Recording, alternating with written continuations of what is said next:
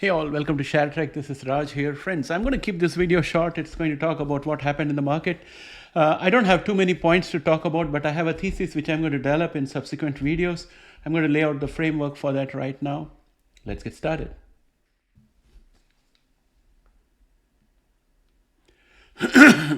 Welcome back. So our CPI came up 0.1% higher, and for the entire period it's around 3.5%.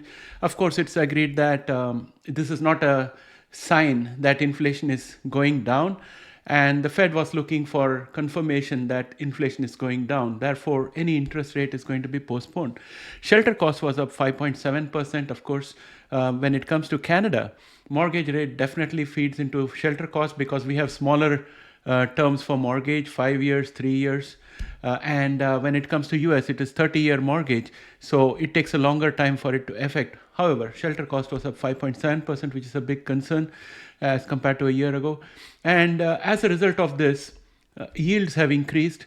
And when yields increase, the face value of, the purchase price of a bond, market price of a bond goes down. And it gives a great deal of return to the investors. Therefore, money was naturally sucked out of the other sectors and put into treasuries.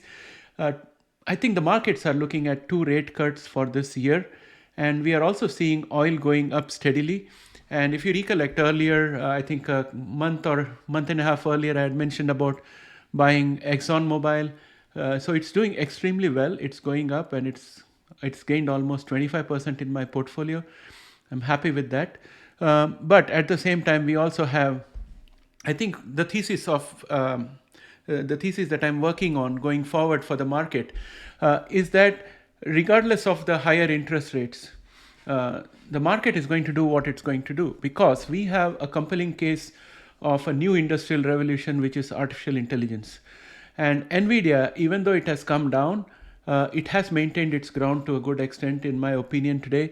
And I'm expecting that NVIDIA will rebound sooner rather than later, regardless of this high interest rate regime. Because the kind of clients that NVIDIA has, all of them have got a whole lot of cash in their balance sheet to buy stuff. And they also have pricing power to sell at an appropriate price. And they have customer loyalty who will pay the price to buy the product. So that being the setup, I'm thinking that going forward, it's going to be a stock pickers market, and we should reconcile to the fact that genomics sector, apart from CRISPR therapeutics, everything else is going to be in the doldrums for quite a while until interest rate cut starts happening. So we have to shift attention away from genomics for a short period of time and focus on stock picking. Now, what kind of stocks I think would perform better in the environment going forward? I think cash-rich companies would be good. And if those cash-rich companies also had pricing power, which means their product is top of their class and people have customer loyalty and stickiness to that product, and therefore they can pass the extra costs of wages and inflation on to the customer, those stocks will do better. And what other stocks would do better? The ones that are associated with AI will continue to do better because their future earnings are going to be much better. Also, companies which are deploying AI to battle inflation and manage their cost and increase their margin are the kind of companies that will do better going forward. Now, what are the companies that are not going to do well in the near future until interest rate comes down?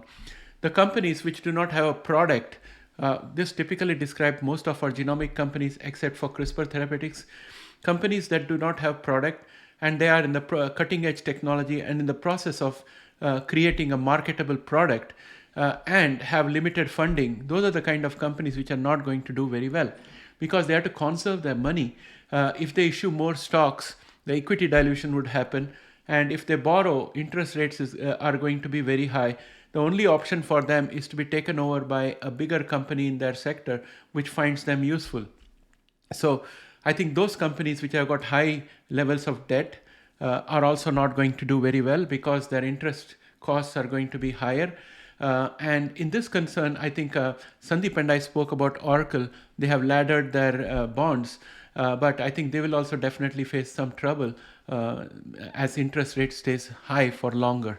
So that is my thesis. I'm going to develop this further with some more evidence. I will have to do a bit of study to find out what are the stocks that meet the winning criteria out here.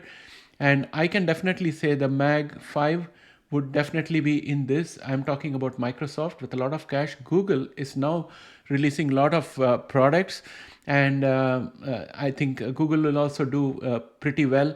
Meta also will do very well in this kind of environment. Apple should also do well in this kind of environment. So I'm thinking that the MAG 5 should be in a very good MAG 4 should be in a very good position. I would leave out Netflix because again, it's entertainment industry, and if inflation goes up and people have to cut corners somewhere, they'd rather have food than watch Netflix. So Netflix may have pricing pressure, it may have trouble keeping all the subscribers in place.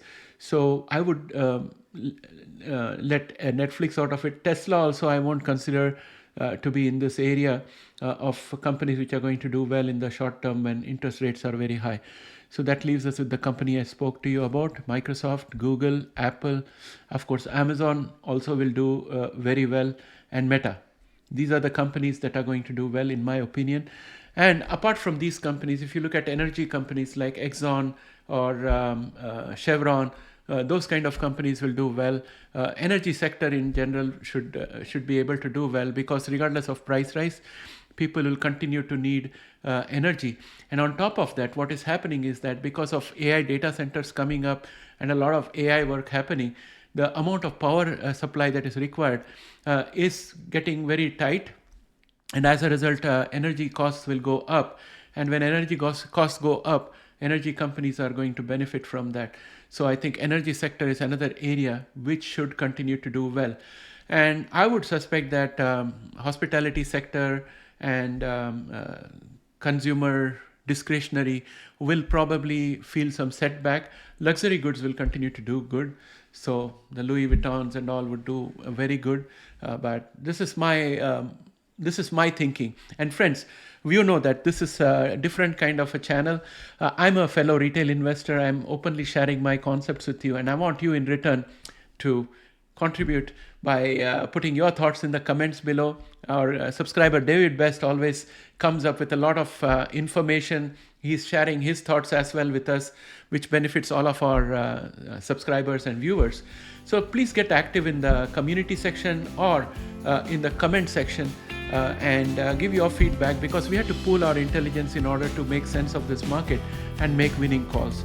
With that, my friends, I'd like to bring this video to an end. I'll catch up with you again in the next video. Bye for now.